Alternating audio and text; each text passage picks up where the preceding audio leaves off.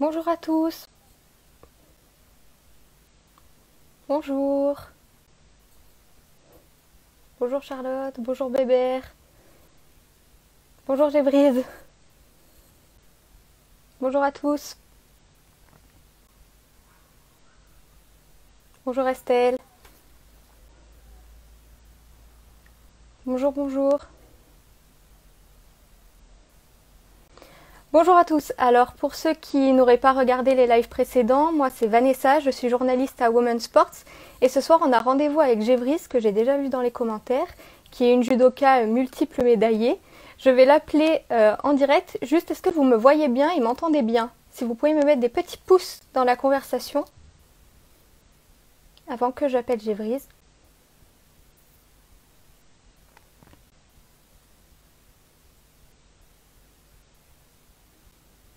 Est-ce que tout le monde me voit bien? Oui. Bon alors, je vais l'appeler tout de suite.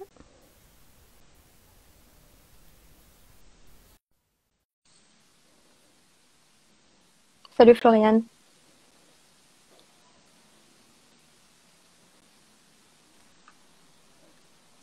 Bonjour. Bonjour Vanessa, bonjour à toutes et à tous. Comment J'espère que vous vas-tu? allez bien. Bah écoute, je vais super bien Vanessa, voilà, impec. T'as passé une bonne journée? Oui, j'ai passé une bonne journée, une journée de repos, de récupération pour moi. Donc voilà, c'était vu que c'est un long week-end, donc j'en ai profité. Tu as fait le pont toi aussi? T'as profité Oui, un peu? voilà, c'est ça, j'ai fait le pont et puis j'ai profité un petit peu. Alors moi, je suis toujours en mode, j'allais dire, semi-déconfinement, au regard de mon travail à l'Institut national du sport et de l'expertise de la performance, donc l'INSEP, où je suis accompagnatrice au projet de performance des sportives et des sportifs de haut niveau.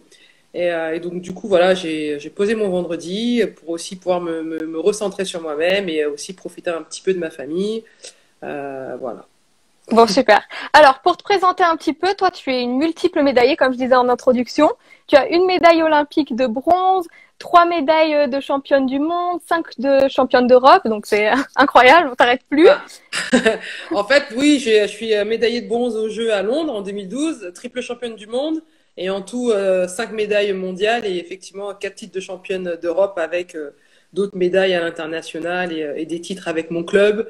Donc le Levallois Sporting Club, j'étais licenciée au Levallois Sporting Club. Donc ouais, pas mal, je vais dire pas mal, Même vraiment bien, on peut le dire. voire même très bien, voire même très bien.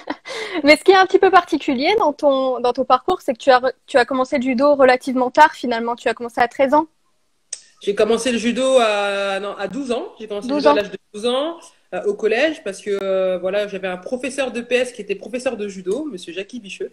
Et donc du coup qui nous a fait parce qu'on était un groupe voilà d'élèves et puis dedans il y avait aussi ma sœur donc un groupe vraiment d'amis et voilà, j'ai découvert l'activité judo, ça m'a plu, on faisait des compétitions avec le sport scolaire, l'UNSS. Et ça m'a plu. Et ensuite, derrière, bah, j'ai décidé de m'inscrire au club de ma ville à Neuilly-Plaisance, tout simplement. Ça a directement été une passion. Bah, pas de suite, c'est venu après, mais ce que j'aimais, c'était le jeu. Voilà, c'était le jeu, c'était aussi le fait de pouvoir bah, rencontrer des personnes différentes à chaque fois, avec des gabarits différents, et aussi la capacité de, même si, parce que moi, j'ai débuté le judo, j'étais ceinture blanche, et même en étant ceinture blanche, eh ben, j'avais la possibilité eh bien de battre des jeunes filles qui étaient plus gradées que moi, donc ça, j'ai trouvé ça excellent en fait. C'était en fait, cette âme un peu compétitive qui t'a un peu poussé à continuer. Oui, voilà, ça m'a poussé à continuer. Et puis le fait de voir aussi, j'avais des camarades qui, eux, avaient déjà un très bon niveau par rapport au mien. Et en fait, je me suis dit, ouais, ça pourrait être intéressant. Mais moi, je prenais ça plutôt comme un jeu. Et à côté, je faisais aussi d'autres activités. Je faisais de la danse, je faisais du piano. Donc, du coup, ouais, le judo, ça faisait partie, voilà, de mes activités physiques et sportives d'une jeune fille de 12 ans, quoi, tout simplement. T'as commencé directement les compétitions ou il a fallu un petit peu plus de temps? Non, il a fallu quand même un petit peu de temps. Après, ce qu'il faut savoir aussi, c'est que les compétitions scolaires, voilà, il y a j'allais dire, il y a tout un programme, et donc on y va crescendo en fait. Et ensuite, voilà, on met le pied vraiment véritablement dans la compétition, et on est quand même bien accompagné parce qu'il faut savoir qu'il y a des niveaux, voilà, en fonction de ton niveau, en fonction de ton grade, donc de ta ceinture. et aussi de ta catégorie de poids, voilà, tu rencontres des judokas qui sont à peu près au même niveau que toi en vérité. Voilà. Il y a pas de D'ailleurs, comment ça se passe pour l'échelon un peu des ceintures petit à petit? À chaque fois, il y a un examen pour avoir une autre ceinture? Alors, je vais pas appeler ça un examen, mais oui, c'est-à-dire que chaque professeur de judo, en fait, dans son club, met en place ce qu'on appelle des passages de grade, et avec en fait alors en fonction de ta couleur de ceinture, en fait, tu as différentes notions, différentes techniques que tu dois savoir. Et ça te permet de valider et d'accéder au grade supérieur. Donc, et chaque professeur de sport de judo, pardon, met ça en place dans son club. Et puis les élèves, les judokas, bah voilà, doivent apprendre les différentes techniques sous différentes formes. Et puis plus tu évolues au niveau de ta ceinture, plus effectivement on est plus exigeant au niveau des techniques, au niveau de l'amener. Et après quand tu passes ceinture noire, t'as vraiment tout un. Là, on peut vraiment parler d'examen pour accéder au premier dan, ce qu'on appelle le premier dan chez nous. Tu es combien en Dan là? Bah, Six. je suis sixième dan, moi. Je suis sixième dan, donc c'est ce qu'on appelle en japonais sensei, donc ça veut dire maître. Et donc c'est la ceinture rouge et blanche. Et ça, en fait, pour arriver au sixième dan, faut avoir fait pratiquer le judo pendant un certain nombre d'années, faut pas dire très longtemps, et ensuite avoir ça. Il y a, comme tu parlais tout à l'heure, il y a un alors moi je l'ai pas passé, mais il y a un kata à effectuer. Alors moi je l'ai pas passé parce qu'en fait il y a différentes voies. C'est un petit peu comme les concours de la fonction publique. Il y a plusieurs voies. Et moi en fait comme j'étais sportif de haut niveau, en fait le sixième dan m'a été accordé voilà pour me remercier de mon engagement, des médailles que j'ai rapportées pour le judo français, le sport français. Et donc du coup voilà, je suis sixième dan. C'était en Pour toutes 2012. tes années, En même temps que Lucie de Cos, j'ai eu mon sixième dan d'ailleurs. c'est aussi pour toutes tes années où tu as pratiqué, je suppose. Enfin, c'est un peu une récompense. Oui, voilà, c'est ça. C'est exactement ça. C'est une récompense. Mm. Parmi toutes les médailles que tu as eues, donc tu nous en parles, laquelle a un goût un petit peu particulier? Laquelle tu retiendrais le plus? Bah, celle que je vais retenir, c'est ma médaille olympique. Parce que c'est la seule. J'ai participé à 3 Olympiades. Je suis revenue médaillée une seule fois sur ces 3 Olympiades. Et à chaque fois, ça a été des expériences énormes, extraordinaires, vraiment. Et celle de Londres, elle a un goût particulier parce que c'était une journée qui était horrible pour moi. J'avais beaucoup travaillé, j'avais beaucoup appris de mes expériences passées et je suis arrivée à Londres en pleine possession de mes moyens. Mais voilà, ce jour-là, eh bien, il a fallu une fraction de seconde pour que l'ombre de Pékin revienne et complètement, j'étais complètement apeurée et il a fallu que j'avance avec ce stress, avec est-ce que je vais y arriver, est-ce que tu vas y arriver en tête. Donc du coup, ça a été quelque chose de très particulier, très difficile. Et je suis contente au bout du compte, c'est-à-dire que une journée pour moi où j'avais zéro sensation et pour un athlète avoir pas de sensation le jour de sa compétition, c'est terrible. Et malgré tout, eh bien, j'ai pu, voilà, je suis allée jusqu'au bout de moi-même et je suis rentrée avec une médaille de bronze, donc c'était assez exceptionnel.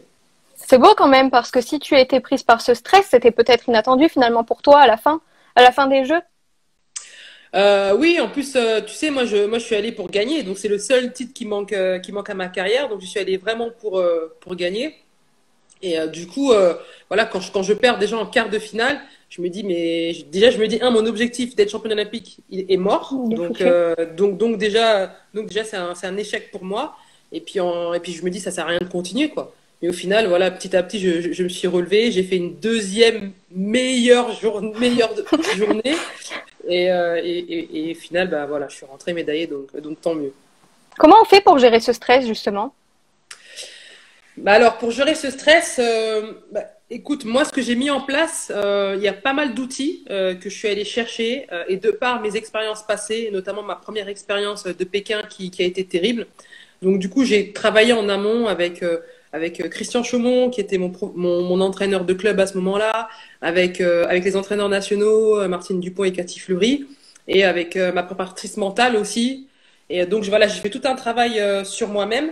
Et ce qui m'a permis de pouvoir me libérer de mes chaînes et d'arriver déjà à Londres en pleine possession de mes moyens. Mais même si voilà, il y a eu cette fraction de seconde qui m'a tout d'un coup stressé et replongé dans mes angoisses les plus profondes, et bien là, avec tout le travail et grâce à tout le travail que j'ai pu mettre en place, eh bien, j'ai réussi à me libérer. et aller voir mon entraîneur, Martine Dupont à l'époque, et je lui ai dit, Martine, je ne vais pas bien, il faut que tu m'aides, je ne vais pas bien, je suis stressée, je suis paniquée. Et ça, en fait, ça a été libératoire pour moi. Et c'est ce qui m'a permis, bah voilà, en fait, c'est comme si j'avais un relais et que je l'ai passé à mon entraîneur. Et elle a saisi, elle a dit, OK, on va y aller ensemble. Et voilà, ça fait son chemin. Et,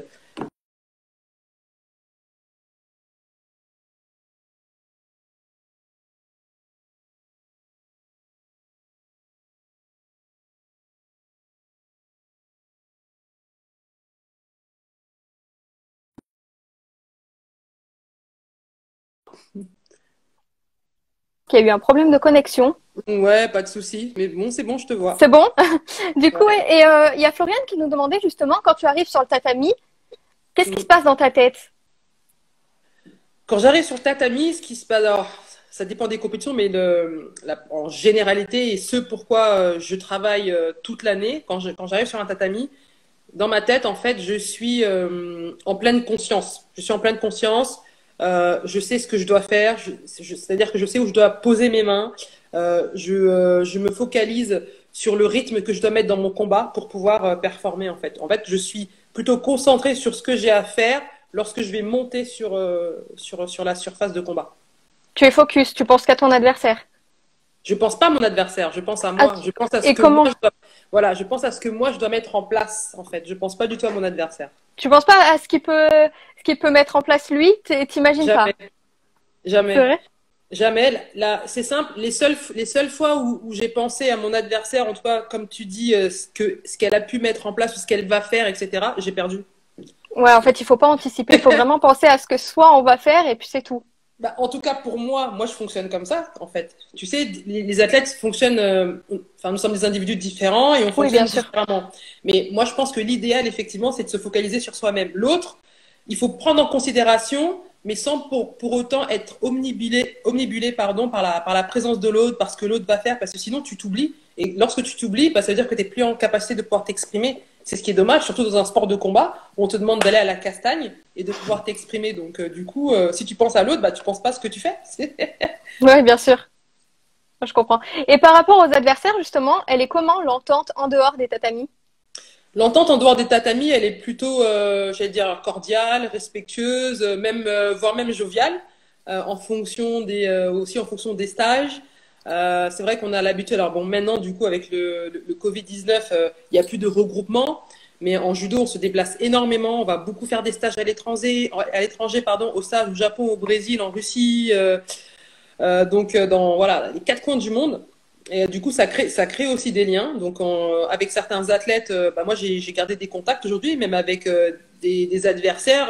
Voilà, sur le tapis, on pouvait pas se piffrer. Mais en dehors, il y a toujours eu un grand respect. Un grand respect. Mais par contre, quand on se rencontrait, c'était la cassette, quoi. Et aujourd'hui, ce sont des filles avec qui bah, je discute, j'échange. Donc, ouais, plutôt sympa. Vous échangez même par réseau. Enfin, je veux dire, quand vous vous voyez pas, vous vous envoyez quand même des petits textos pour savoir comment ça va, où en est l'autre dans sa préparation ou De temps en temps, alors je pense qu'avec la nouvelle génération, ça c'est devenu, j'allais dire, c'est la base, c'est le Ouais. minimum, c'est le Les minimum. réseaux sociaux, la base. Exactement, avec la nouvelle génération, là, les réseaux sociaux et tout, ça, c'est à foison. En ce qui me concerne, c'est plus maintenant, j'allais dire post-carrière. Alors même si avec certaines, je gardais, ou avec certains, parce que même si, bon, moi je combattais bien évidemment contre des filles, mais on tisse des liens avec tout le monde, même avec d'autres entraîneurs. Et moi en plus, ça m'intéresse beaucoup le fonctionnement, voilà, des autres nations, qu'est-ce qu'ils mettent en place, etc. Et donc du coup, voilà, ça permet de garder des liens. Mais c'est aujourd'hui, en plus avec le recul, que voilà que je continue à échanger avec mes anciennes adversaires en fait. Bien sûr. Et tes anciennes adversaires, parmi elles, est-ce qu'il y en a une que tu apprécies particulièrement ou avec qui tu as tissé des liens peut-être plus forts que les autres? Non, j'ai pas hiérarchisé ou privilégié des liens par rapport à une ou voilà. Non. Comment tu fais pour gérer les variables de poids dans le judo? Les variables poids, c'est vrai que ça doit être vachement compliqué. Parce que je sais que tu as concouru donc en moins 63 kilos et en moins 70 kilos. Tout à fait. Alors en moins de 70 kilos, je faisais pas de régime, donc du coup c'était plutôt cool. Ouais, plutôt Moins de, simple. voilà, en moins de 63 kilos, je faisais des régimes. Je me suis toujours attelée, en tout cas, à bien les faire. C'est-à-dire que voilà, je devais perdre entre 5 et 7 kilos, mais par contre, mes régimes, je les commençais 2 mois, voire 3 mois avant mon échéance compétitive. Et pour ce faire, en fait, je me suis entourée d'experts, nutritionnistes, diététiciennes, voilà, pour vraiment être bien déjà dans mes baskets, parce que perdre du poids, c'est pas évident, c'est pas comme ça en Bah, un bien claquement sûr. de doigts. Et surtout, c'est de pouvoir, l'objectif, c'est de le faire de manière régulière, une descente régulière, petit à petit, pour arriver le jour de la compétition en bon état de forme. Parce qu'en fait, c'est pas juste perdre du poids pour perdre du poids, c'est perdre du poids pour combattre dans ma catégorie, mais aussi pour performer le jour de la compétition. Donc c'est ça l'enjeu en fait. C'est ça l'enjeu. C'est 2 mois parce que 2 mois pour perdre 5 à 7 kilos, déjà, ça me paraît énorme. Enfin, le poids me paraît énorme en si peu de temps, finalement. Ouais. Mais ça doit être difficile, en plus, psychologiquement, non? Enfin, je sais pas s'il faut que tu te prives, j'imagine que non, parce que si tu as des nutritionnistes, ils doivent t'apprendre à mieux manger, Oui, j'imagine, je sais pas mieux. trop. Effectivement, j'ai appris à mieux manger, mais il y a une forme de privation en fait. Parce que bon, en plus, moi, j'aime bien manger. Donc du coup, en termes de quantité, donc je diminue mes quantités, donc ça pouvait créer parfois de la frustration. Alors, pas en début de régime, mais plus en fin de régime. Voilà. Après, enfin, moi, je pars toujours du principe que moi, je les faisais assez tôt, donc à 3 mois, c'était vraiment pour des grosses compétitions, mais sinon, à partir de 2 mois. Il faut savoir que les 2 premières semaines, je descendais pas au poids. Je restais plutôt sur un poids assez stable pour pouvoir descendre à partir de la 3e semaine du premier mois, en fait. Voilà. Et commencer à habituer le corps, à habituer l'estomac. Parce qu'après, c'est le perte de poids, mais avec des entraînements qui restent intensifs. Des entraînements Bien qui restent sûr. intensifs. Et par moment, il fallait jouer justement sur ces degrés d'intensité par rapport à l'entraînement. Et donc ça, après, c'est en lien avec, j'étais en lien avec mes entraîneurs. Voilà, en fonction de mon état de forme, mon état physique, eh bien, on pouvait adapter les séances. Elle pouvait peut-être se raccourcir un petit peu, ou alors la durée c'était à peu près la même, mais on changeait les exercices, etc. On l'adaptait pour toi, quoi. Bah, c'est exactement ça, tu as tout à fait raison, Vanessa. C'est-à-dire en fonction, c'est soit je raccourcissais, enfin, c'est pas moi, avec les Oui, entraîneurs, plutôt les entraîneurs. décider de les raccourcir, soit en fait à l'intérieur de la séance, on adaptait, c'est-à-dire que bah voilà, au lieu de faire 5 combats très forts, j'en faisais 3, mais par contre les 3 que je faisais, il fallait que ce soit une finale comme si c'était une finale de championnat du monde en fait. Du coup, ce qui demande beaucoup d'intensité voilà, il m'a permis d'avancer petit à petit et de pas avoir des gros chocs de perte de poids, parce qu'après ça peut avoir des conséquences bien évidemment psychologiques, mais aussi sur le physique. Donc du coup, En période de compétition, les entraînements types, c'est quoi? en période de compétition, les entraînements types, c'est quoi? Bah écoute, il y a des entraînements qui sont beaucoup fixés, plutôt axés sur le spécifique, donc le spécifique judo, et axés sur la partie combat, c'est-à-dire avec alors voilà, donc en judo, c'est un combat de 4 minutes et sur une surface. Donc du coup, il y a beaucoup de combats justement en surface et on peut aussi faire ce qu'on appelle des test matchs. Test match, bah, souvent c'est sur une journée, c'est-à-dire c'est comme une journée de compétition. Et donc voilà, pendant une semaine d'entraînement ou en stage, eh ben, il peut arriver d'avoir un test match qui dure toute une journée. Et là, il y a un choix d'adversaires qui est effectué par les entraîneurs. Et du coup, bah, il y a entre 4 et 5 combats, exactement comme en compétition, avec les temps entre chaque combat qui est respecté comme en compétition, avec un arbitre. Donc ça permet vraiment de se mettre vraiment en mode mood, qu'on on est vraiment, même psychologiquement, on se met vraiment en mode compétition, ce qui permet aussi de créer des réactions qui se rapprochent le plus possible de ce qu'on va rencontrer dans un mois ou dans 2 mois en fait. Il y a ce genre d'entraînement là. Après, comme je disais, il y a des combats en surface sans que ce soit des tests matchs. Et après, on fait aussi bien évidemment, des préparations physiques, mais c'est une préparation physique qui est très adaptée et qui est très spécifique en fonction aussi des besoins de chaque athlète. Ça représente combien d'heures d'entraînement par semaine, si Oh, on peut comptabiliser par semaine? par semaine, on peut dépasser les 20 heures d'entraînement Ah par oui, c'est semaine. énorme. Ouais, c'est énorme. Et puis en fonction aussi de chacun. C'est-à-dire moi souvent, avant les entraînements, j'allais déjà faire une prépa en amont. J'allais déjà courir. Donc, et après, j'avais ma séance d'entraînement, par exemple, de musculation. Après la séance de musculation, j'allais courir de nouveau. Donc voilà. Et ça c'était que pour le matin. Et l'après-midi, rebelote en fait. Oh, ah Donc ouais, du coup, voilà. Du coup, ça m'épuise rien que d'y penser. bon, il y a des phases de repos quand même, hein. Euh, Ah bah il faut, parce que c'est important aussi les phases de repos finalement. Bah, le repos, la récupération fait partie de l'entraînement. Voilà, donc c'est essentiel pour un athlète de haut niveau. Et la vie de famille dans tout ça, parce que je suppose que c'est compliqué, parce que 20 heures d'entraînement par semaine, matin, après-midi, il y a du repos certes, mais comment on arrive à lier tout ça? Bah, écoute, en ce qui me concerne, moi, pendant ma carrière, je faisais aussi mes études, donc j'ai réussi effectivement à lier tout ça, et puis ma vie de famille, hein, j'ai des frères et sœurs, en plus, je suis issu d'une fratrie de 6 enfants, Ah oui, ça fait. donc, du coup, voilà, et en plus, je suis très famille, donc c'était aussi important pour moi bah, de les emmener avec moi dans mon aventure. Mais voilà, on s'adapte. Il y a des choses qui sont bien faites et qui sont de mieux en mieux faites d'ailleurs, notamment en termes d'accompagnement au projet de performance des sportifs et des sportifs de haut niveau. C'est-à-dire bah, réussir à combiner les objectifs de formation et les objectifs sportifs avec des universités et des écoles qui jouent le jeu, qui proposent des programmes ou en tout cas qui mettent en place des aménagements spécifiques pour les sportifs et les sportifs de haut niveau. Donc ça, c'est très important. Et après, pour la vie familiale, j'ai envie de dire aussi que c'est chacun aussi qui fait en fonction de soi. Et comme je dis d'ailleurs au SHN que je suis, tout dépend aussi comment tu partages ton projet, c'est-à-dire qu'avec ton entraîneur, voilà, faut vraiment mettre carte sur table. Pour qu'un Oui. projet puisse réussir, moi je pars du principe que le projet doit être partagé par le plus grand nombre et notamment par les personnes qui t'accompagnent dans ce projet-là. Comme ça, elles ont aussi tous les aspects de ta vie parce qu'un athlète de haut niveau, il fait pas que du judo, il fait pas que de l'athlé, pas que du karaté, voilà. Donc du coup, il faut vraiment le prendre dans sa globalité. Ta famille était dans le judo ou pas du tout, ou même dans le sport de haut niveau? Euh, Pas dans le sport de haut niveau, par contre une famille de sportifs, hein, on a tous fait du sport, que ce soit du foot, bah, du judo, de l'athlétisme, du handball, j'ai une petite sœur qui fait du handball, enfin voilà, on a tous pratiqué un sport. Après, dans la famille, il y a que moi qui était à très haut niveau, mais mes frères et sœurs, ils ont joué des fois au national ou en deuxième division ou CFA pour certains pour le foot, donc voilà. Tout le monde a compris ta passion finalement pour le sport, parce que vous êtes une famille de sportifs. Oui, oui, oui, vraiment. Et puis ils m'ont accompagné, pas trop présent, pas trop en retrait, le juste milieu, juste ce qu'il fallait. Et, voilà. Et donc, du coup, je pouvais vraiment compter sur eux pour avancer. Pour moi, c'était essentiel. C'était essentiel. On a une question de Floriane qui nous demande, est-ce que tu conseillerais la pratique du judo aux enfants? Je conseillerais la pratique du judo aux enfants. La première raison, c'est que ça permet à tous les enfants, en tout cas à tous les gabarits, de pouvoir s'exprimer. Et ça, je pense que c'est essentiel.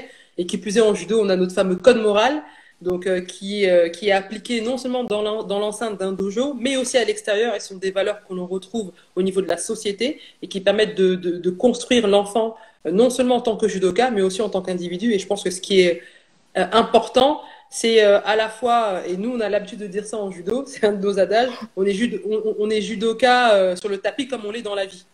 Donc je pense que D'accord. c'est une philosophie qui est essentielle.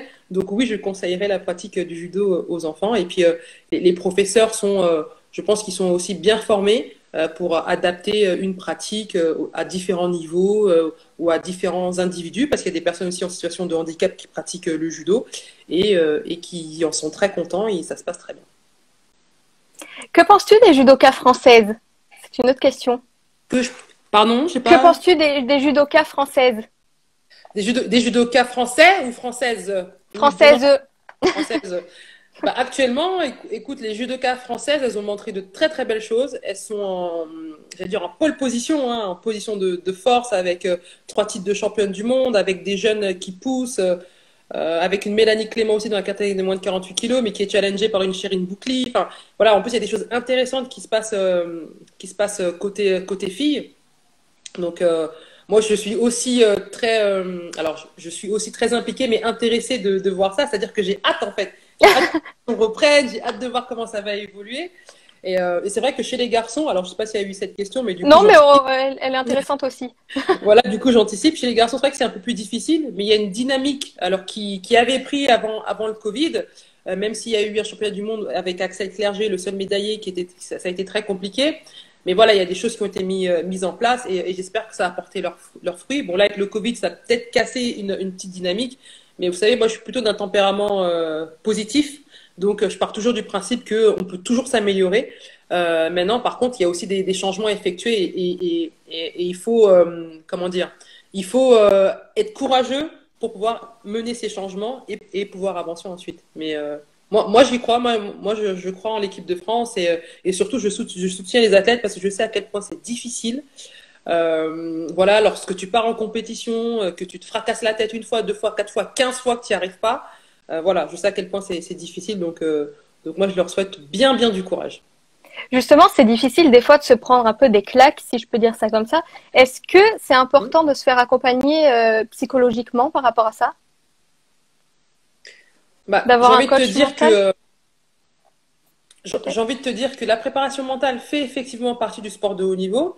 Maintenant, ça dépend aussi des individus. Aucun athlète aujourd'hui n'est obligé de faire de la préparation mentale et surtout, la préparation mentale peut se faire différemment. Donc, et moi, je pense que c'est important que chaque sportif de haut niveau s'interroge sur ce dont il a besoin, ce dont il ou elle a besoin pour pouvoir avancer. Si effectivement, eh ben je vais dire un souci, c'est pas un souci, mais c'est plutôt au niveau de la préparation mentale que ça pêche, eh bien, aller un petit peu explorer à ce niveau-là, regarder ce qui se fait, regarder avec qui, et ensuite pouvoir avancer.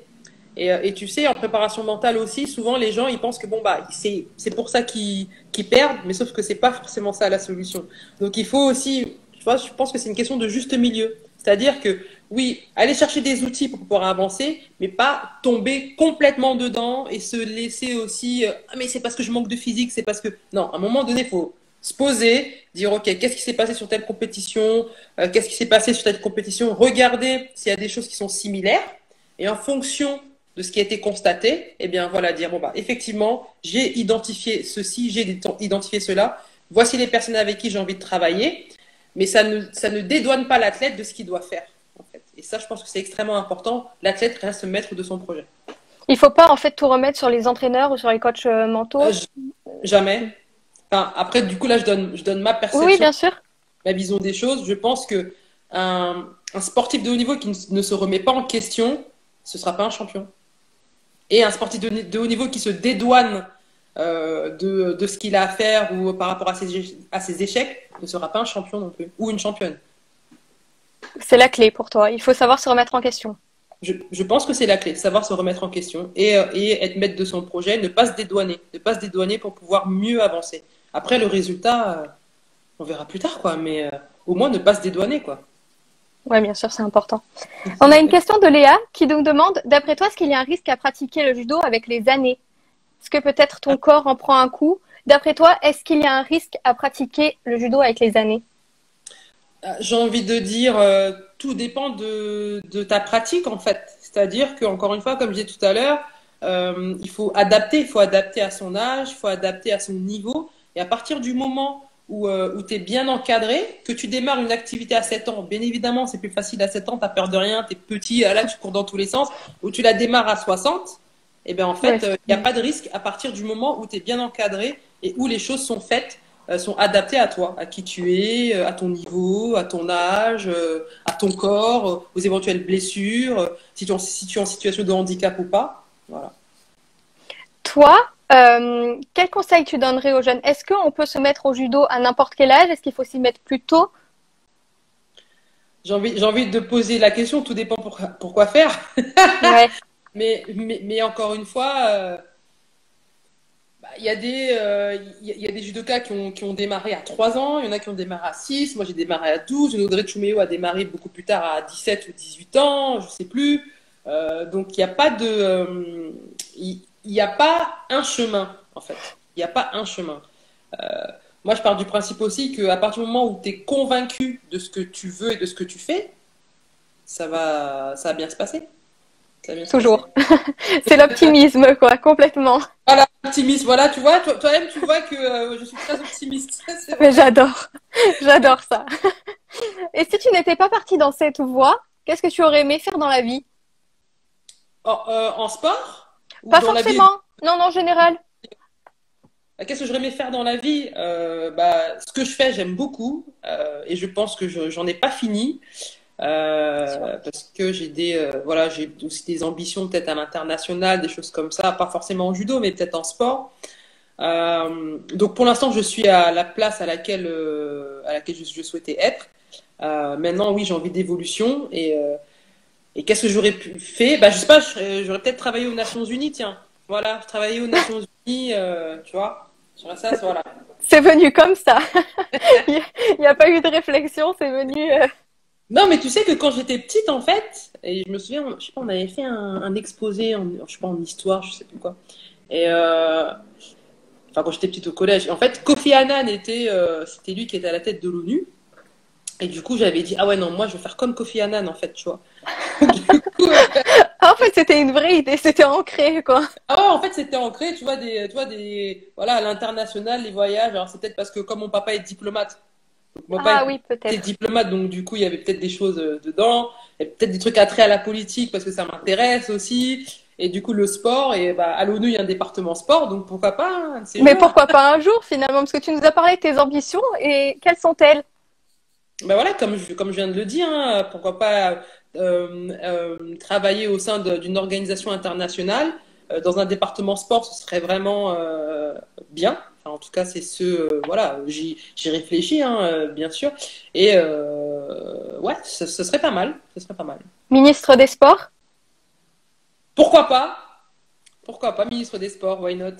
Pour l'instant, c'est Roxana, hein. Oui, bon, on lui enlève pas, mais on sait jamais. Peut-être qu'un jour tu pourras lui prendre sa place. Bah, prendre le relais, pourquoi pas? En tout cas, il y a, voilà, c'est sur les questions, la politique sportive, les questions attrait au sport, comment, à l'organisation et tout. Je pense que c'est des choses qui sont assez intéressantes, ouais. Assez La intéressantes. place des femmes, du coup, dans le sport, on en parle beaucoup.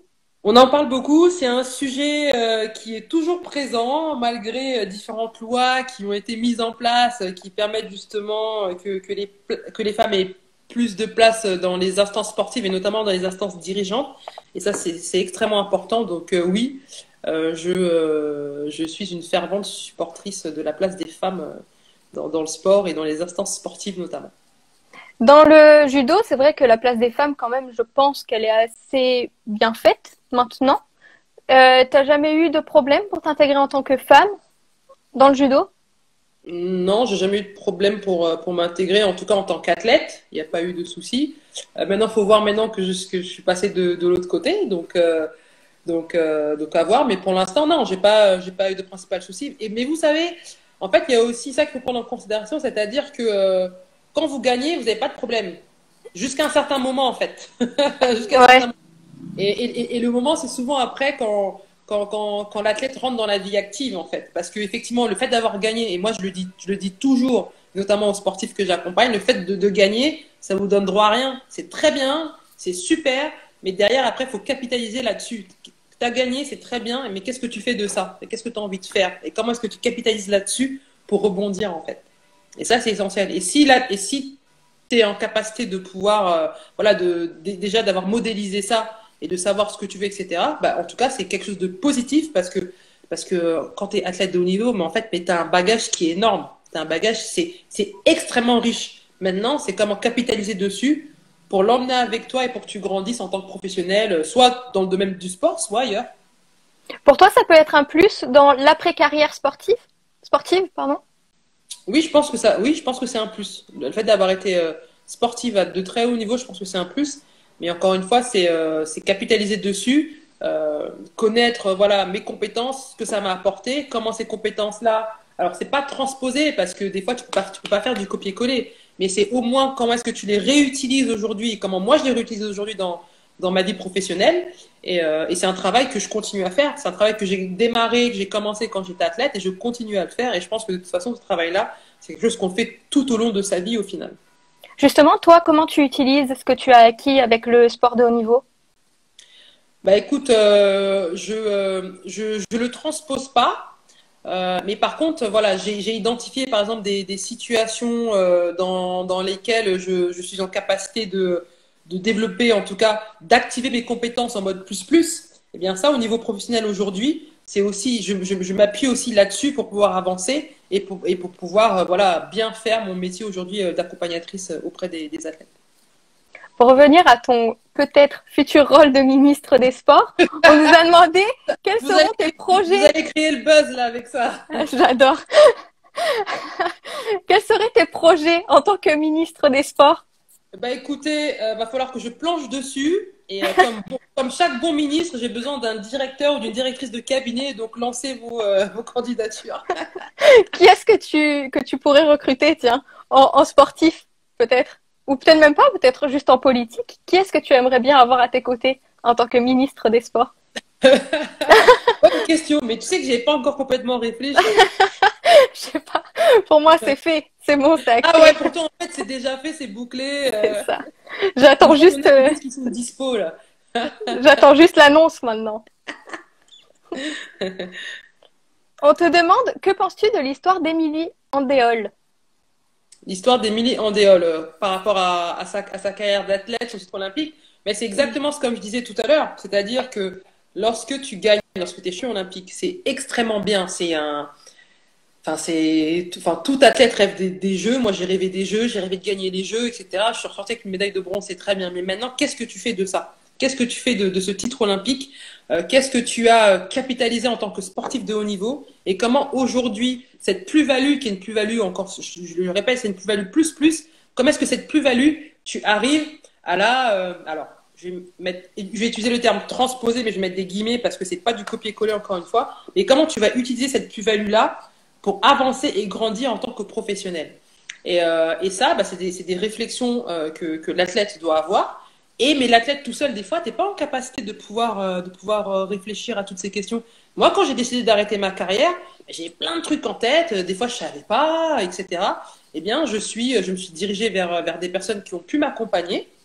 Et du coup, bah, ça m'a permis d'ouvrir encore un peu plus mes chakras, d'identifier ce que je voulais faire aujourd'hui ou demain, en fait, du coup, d'identifier vraiment ce que je voulais faire, ce que j'aimais pas, voilà, des choses, ouais, pourquoi pas, et surtout tracer le chemin d'une nouvelle vie, en fait. Et du coup, c'est vrai que se faire accompagner, moi, ça m'a aidé aussi bah, à faire ce passage fin de carrière et début d'une nouvelle carrière. Parce que quand un athlète décide d'arrêter sa carrière de sportive ou de sportif de haut niveau, je vais vous dire la vérité, ça fait très mal. Ça fait très mal à la face. Oui, voilà. Donc, il faut, pouvoir l'accepter. Dans un premier temps, c'est comme ça, c'est comme un deuil. Il y a différentes phases dans un deuil. Et bien, c'est exactement la même chose quand une carrière d'athlète s'arrête. Et ensuite, derrière, bah, une fois que cette première phase est passée, et ben, petit à petit, bah, se remettre dans le bain, en tout cas, construire sa prochaine carrière. Comment on appréhende justement? Est-ce que ça fait peur tout au long de sa carrière, cette après-carrière, justement, cette bascule? Est-ce qu'on l'appréhende tout au long de sa carrière ou alors est-ce qu'il y a un moment donné où on y pense et on se dit, bon, là, il va falloir y réfléchir et c'est là qu'on cogite un petit peu? Bah, je dirais que ça dépend vraiment des athlètes. Je dirais que ça dépend vraiment des athlètes, mais de manière, enfin, j'aime pas faire des généralités, mais c'est vrai que quand tu débutes, et un athlète hyper jeune, tu penses pas à ça. Tu as envie de croquer la vie à plein dents, enfin, voilà. Tu as envie de faire plein de trucs, tu as envie d'être champion olympique et tout, tu penses pas à tout ça. Petit à petit, plus tu avances dans ta carrière, et plus ça commence voilà, À cogiter. faire ton chemin, à cogiter, etc., etc. Mais encore une fois, ça dépend aussi des athlètes. Et moi, je dis, même un athlète très jeune, je pense notamment aux gymnastes qui sont dans le bain extrêmement tôt, y penser même jeune, ou en tout cas juste avoir une certaine réflexion, ça n'empêche pas en fait, ça n'empêche pas derrière de pouvoir continuer à être performant, de pouvoir continuer à avancer.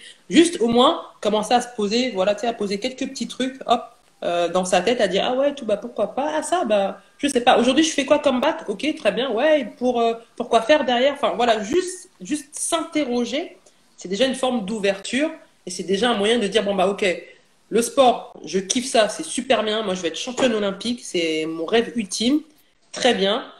Mais je commence déjà un petit peu à identifier certaines choses. Il y a des athlètes qui sont en capacité de le faire et d'autres non. Et ceux qui ne sont pas en capacité de le faire, eh ben, c'est pas grave.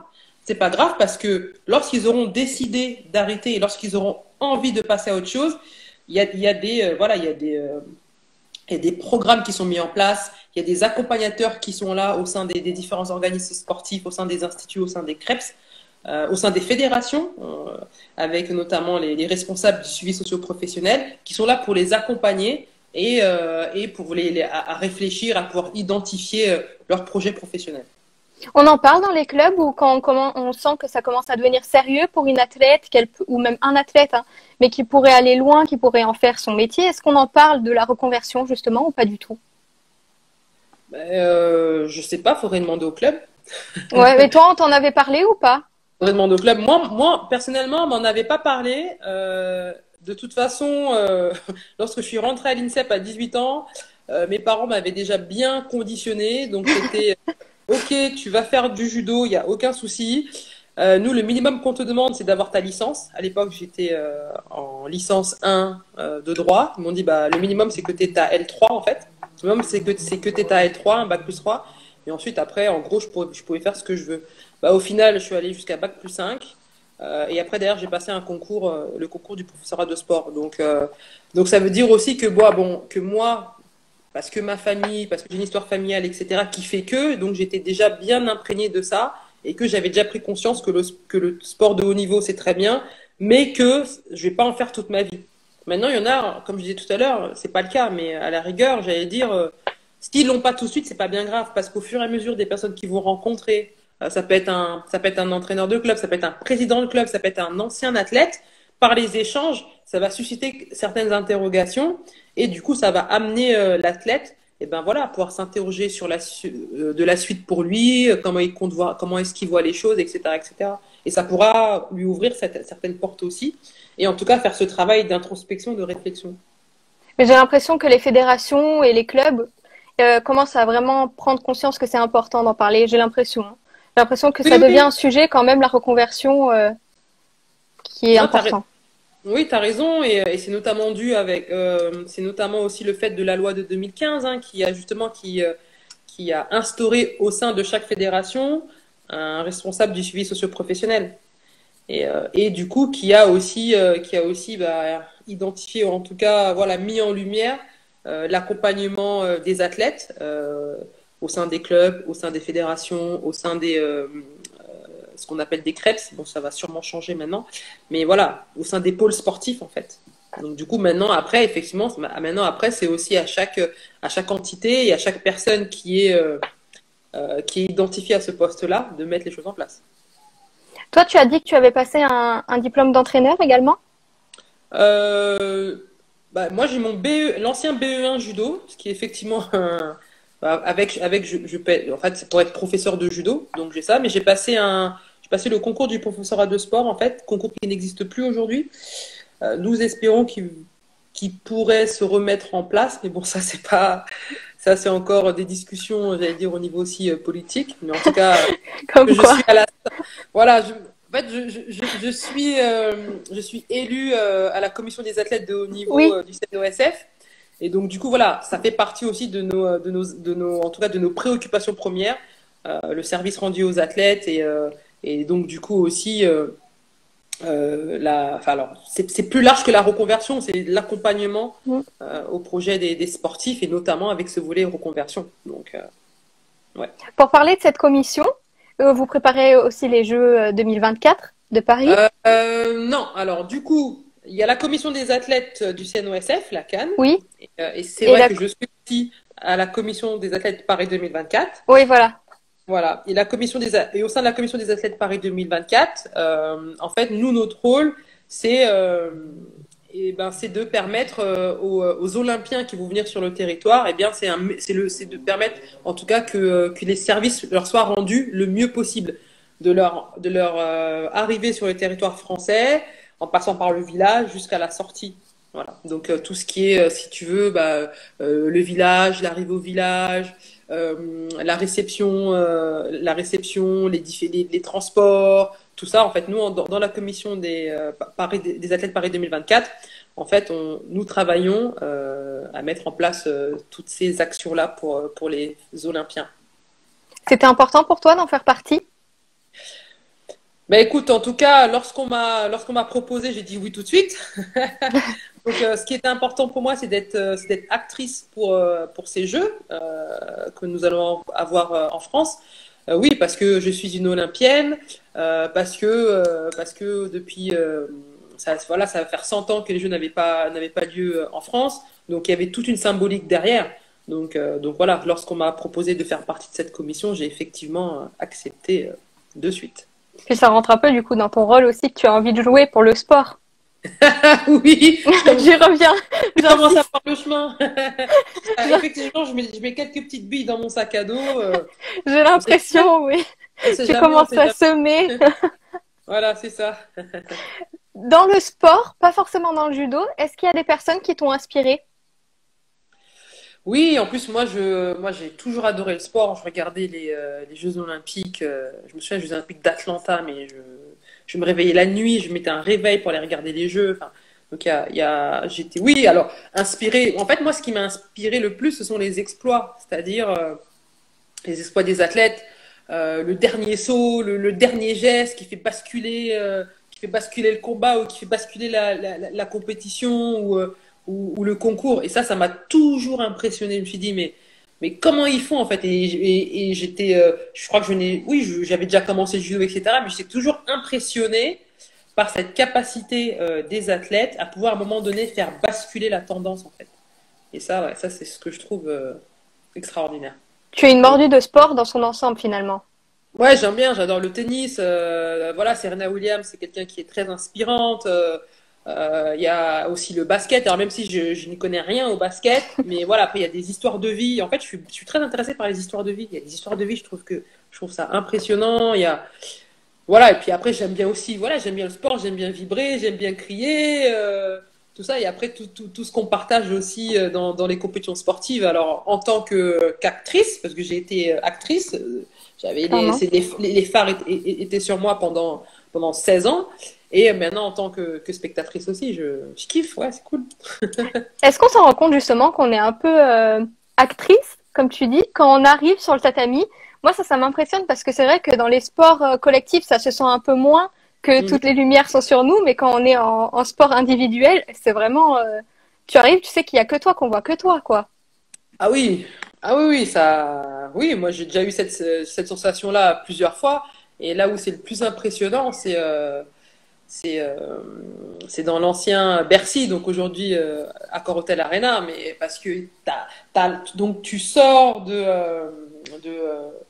comment ça, bon j'ai oublié, donc tu sors en fait à une entrée en fait, l'entrée des athlètes, en fait tu sors de par là et tout de la chambre d'appel, voilà, tu sors de la chambre d'appel, t'arrives, donc tu as le public en plus, bon quand t'es un Français qui combat à Bercy, non mais c'est le fire de ouf. Donc tu as tous les gens qui crient, qui scandent ton nom, t'entends ton nom dans tous les sens, il y a ta famille et tes amis qui sont dans les tribunes. Enfin c'est mémorable. Ça C'est rajoute mémorable. une pression supplémentaire ou alors au contraire, ça met en confiance et ça donne un peu de, je sais pas, de la force. Ça peut être les deux. Ouais, Ça peut pareil, ça dépend. voilà, c'est ça. Tu peux te sentir complètement enfermé, pris par la pression, etc. Ou tu peux, voilà, ça peut te galvaniser. Et là, bam, tu bombes le torse et t'avances C'est en beau. mode guerrière. Donc, ouais. Quand ta famille est là, dans les tribunes, toi, qu'est-ce que ça te fait? Est-ce que ça, justement, ça te met un peu de pression ou alors pas du tout? Quand j'étais plus jeune, oui. Parce que sur des championnats de France et tout, ouais, quand j'étais plus jeune, ouais. Voilà, dans mes débuts. Mais après, non. Après, c'est passé. C'est passé, j'avais l'habitude et aucun souci. Il, peut- Il il, te peut- met il, il- plus. Ouais, ils pouvaient venir aux compétitions parce que des fois au début, tu te dis, ah, je sais pas, parce qu'en fait, ce qu'il faut savoir, c'est qu'une compétition de judo, c'est sur une journée. Donc c'est sur une journée. Donc si tu perds, en fait, bon bah tes parents ont fait je sais pas combien de kilomètres pour venir te voir et après il y a toute la journée à tenir quoi. Alors quand c'est à côté de la maison, ça va, tu peux Ça rentrer tout de va? suite. Et quand c'est à 6 000 kilomètres, À en l'enfer. fait, tu fais comment? Bon, voilà donc J'avoue donc, que et bon, après, avec l'expérience, non, ça c'était vraiment dans mes débuts, mais après non. Ah, non, après, c'est moi qui leur disais, non, venez et tout, venez, vous allez voir, vous allez rigoler, ça va être bien, on va passer un bon moment et tout, sans souci. Et du coup, pour moi, ça faisait plus partie de l'aventure. Voilà, pour moi, ça faisait partie de mon aventure, donc je les incluais vraiment. t'as embarqué Dans- tout le monde. Ouais, j'ai embarqué tout le monde. En plus, comme on était nombreux, voilà, faut savoir que les sous n'étaient pas extensibles pour emmener 10 personnes avec moi. Donc, du coup, en fait, chacun sélectionnait les tournois dans lesquels il voulait venir. Bah, du coup, les Génial. championnats. Voilà, les championnats. Alors, quand c'était à Paris, c'était tout bénéf, parce que tout le monde pouvait venir. Mais quand c'était à l'étranger, championnat d'Europe, championnat du monde et Jeux Olympiques, bah là, c'était chacun qui. Ah là, Bon, ça se battait. voilà, pas on tirait au sort, mais bon. Souvent, c'était bon, il a lieu où le championnat du monde cette année? Ah, ok, d'accord. Ouais, Brésil, c'est bon, je viens. Rio, ok. Du coup, ça devait être la guerre, en fait, avec un tirage au sort, ça devait créer des tensions, non? Non, non, ça va, ça va. Ça a été, ça a été. Vous vous êtes toujours entendus quand même? Toujours, Il y en a toujours, pas un toujours. qui a fait la gueule parce qu'il est pas allé au Brésil? Non, non, non, pas du tout. Non, pas du tout. En plus, bon, c'était quand même bien retransmis, donc ça allait, quoi. Oui, heureusement. Ouais, ouais, Heureusement. heureusement. Bon, Mm. je vois que l'heure tourne, on va prendre les deux dernières questions. Ok, ça Donc, marche. si tu n'avais pas fait du judo, tu aurais fait quoi d'autre comme sport? On me pose souvent cette question. Je me dis que j'aurais fait du tennis, mais c'est juste parce que je kiffe Serena Williams, en fait. Mais je sais pas si j'aurais été bonne. Parce que, bon, j'ai déjà joué au tennis, je suis nulle. Ça s'apprend. Oui, ça s'apprend. Ça s'apprend. Avec force de persuasion, comme tu as dit, tu es optimiste, toi. Donc, C'est ça. C'est ça, c'est ça. Non, mais après, je sais pas, j'aurais peut-être fait un autre sport, lequel, franchement, j'en ai aucune idée, mais c'est vrai que le tennis, voilà, ça me plaît bien. Je sais pas quel autre sport j'aurais pu faire. Par contre, je suis pas certaine d'avoir pu faire un sport d'équipe. ah oui? Pourquoi? Ouais. Ma petite sœur fait du handball, et donc, du coup, bon, on échange souvent. Mais je lui dis, mais comment tu fais pour faire un sport d'équipe en fait? Et puis même moi, j'ai des potes, là, ils font du basket, du foot, du hand, etc. Mais je leur dis, mais comment vous faites pour faire un sport d'équipe? Je dis, moi, je peux pas. Parce que, Et bah, pourquoi? pourquoi? Bah, en fait, c'est parce que déjà, quand je perds, c'est moi et moi toute seule en Oui. fait. Quand, voilà, en judo, je peux pas dire c'est la faute d'un tel, c'est la faute d'un tel. Mais quand tu es en sport d'équipe, là, des fois, tu as envie de dire que c'est la faute d'un tel, mais tu peux pas. Tu es obligé de garder tout pour toi, tu es frustré. Non, non, autant faire un sport individuel. Comme Comme ça, ça, tu sais qu'il faut s'en prendre. voilà, comme ça, c'est que ma faute, je m'en prends qu'à moi-même et c'est très bien comme ça. Mais je pense que justement, c'est plus difficile de passer d'un sport d'équipe à un sport individuel, justement parce que cette pression, en fait, elle est que sur toi, alors que une équipe, j'y reviens comme tout à l'heure, mais tu t'entraides, si tu stresses, ok, mais il y a une équipe qui est là pour te soutenir. Quand c'est un sport individuel, tu es livré à toi-même. Bah, tes sports individuels, t'es livré à toi-même, notamment sur le terrain, c'est-à-dire Oui, voilà, après, il y a tes équipes. sur la surface de combat. Mais en fait, moi, quand je m'entraîne, ou quand je m'entraînais, parce que là, je m'entraîne plus, je fais juste de l'entretien physique. Mais, C'est quand même. mais du coup, j'ai des partenaires. Je peux pas faire judo toute seule. Alors aujourd'hui, avec le Covid, effectivement, il y a il y a des choses qui se Il n'y a plus le développent choix. en Tendoro Renkyu. Il y a des choses qui se développent. Et là, on n'a pas trop le choix. J'ai dit, mais sinon, tu as un partenaire, tu as une équipe médicale, tu as des entraîneurs, tu as ton entraîneur de club, t'as tes collègues de club, etc. Donc, tu n'es jamais tout seul, en fait, dans un sport individuel. Oui, c'est vrai. C'est vrai, en fait, t'es toute seule que. Voilà, en tout cas, en judo, t'es vraiment toute seule quand, hop, quand tu rentres dans le petit carré, là, dans la surface de combat, un petit peu avant la salle.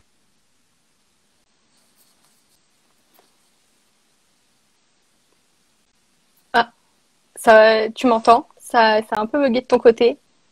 Ouais, c'est un peu coupé. Ouais, je sais pas, je crois que c'est ma batterie. Bon, de toute façon, dernière question. Qu'est-ce qu'on peut te souhaiter D'accord. pour la suite, à part devenir ministre des Sports? Ça revient toujours, ça.